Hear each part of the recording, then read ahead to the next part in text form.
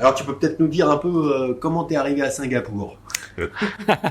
Écoute, ça fait pile 8 ans maintenant que je suis à Singapour. Là, je suis arrivé en mode littéralement sac à dos, donc assez atypique. C'est pas en mode j'ai un job et j'atterris ici. Donc je suis arrivé en mode découverte sac à dos à Singapour. Et de fil en aiguille, j'ai essayé de trouver un job, entre guillemets, dans une clinique ici à Singapour qui voulait de moi. Je suis arrivé en octobre 2016 et j'ai réussi à avoir un job officiel en février 2017. Donc tu vois, quelques mois qui s'est passé entre-temps. Voilà. Il y avait une équivalence peut-être sur les diplômes ou tu t'es spécialisé dans quelque chose à ce moment-là?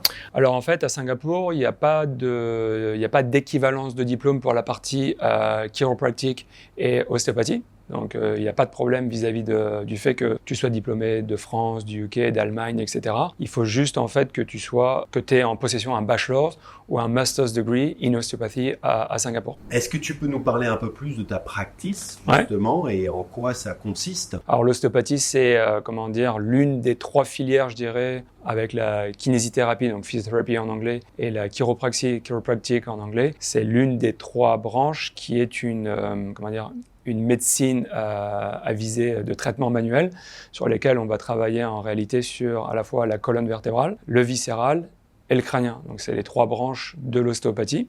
Donc c'est une technique qui a été inventée à la base aux États-Unis et qui a été développée davantage en Europe. C'est pour ça qu'il y a beaucoup plus d'ostéopathes en Europe qu'aux États-Unis ou au Canada, où il y a beaucoup plus de chiropracteurs. Tu as développé aussi ta propre marque, ta propre entreprise, bravo. Est-ce que tu peux nous dire quand est-ce que ça a commencé justement en Next Health and Fitness? Ok, en fait, donc j'ai commencé à Singapour en 2017, travaillé pour une clinique et j'ai ouvert la clinique post-Covid.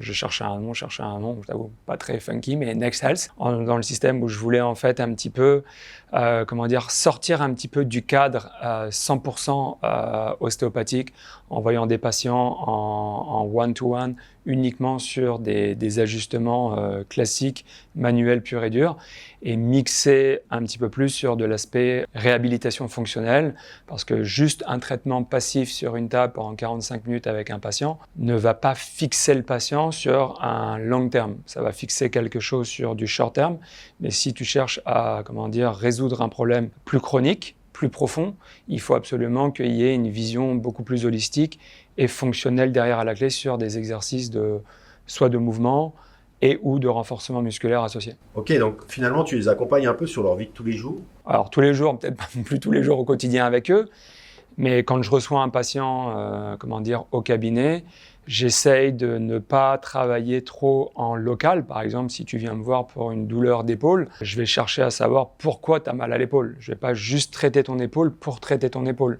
Même chose, tu viens me voir pour un problème au niveau des cervicales. Je ne vais pas uniquement m'attarder que sur tes cervicales si le problème ne provient pas de là. L'idée numéro 1 de l'ostéopathie, à l'inverse de la kinésithérapie par exemple, on est sur quelque chose qui est beaucoup plus global que local. Par exemple, tu peux très bien avoir une douleur au niveau lombaire, me consulter pour une lombalgie très classique, très conventionnelle au niveau du bas du dos. Mais en réalité, quand je vais commencer à te poser des questions au niveau de l'anamnèse, tu vas me dire « effectivement, j'ai une entorse de cheville il y a 5-6 mois, puis après j'ai commencé à avoir mal au niveau du genou, puis après ça commence au niveau de la hanche, et enfin, je comprends pas, aujourd'hui j'ai mal au niveau du bas du dos. » Mais juste parce que tu n'as peut-être pas assez travaillé de manière rééducative la proprioception et la force au niveau de ta cheville. Et donc du coup, tu peux avoir mal au dos à cause de ça. Est-ce qu'il y a des mots finalement qui ressortent plus que d'autres, qui sont plus communs chez les expatriés, chez les expats? Chez les expats, bon après ça fait un petit peu caricaturé, mais ça fait vraiment lombalgie et cervicalgie. Donc c'est vraiment, on va dire, les 2 grands mots que je vais retrouver le plus au cabinet. Lombalgie très classique pour les gens qui voyagent pas mal en avion,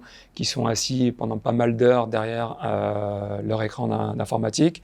Et puis les cervicalgies en lien avec des raideurs, soit en lien avec le stress, relever les épaules en permanence, respirer pas suffisamment, serrer les dents au niveau des mâchoires, tout ça qui peut entraîner une restriction de mobilité au niveau des cervicales et provoquer des cervicalgies.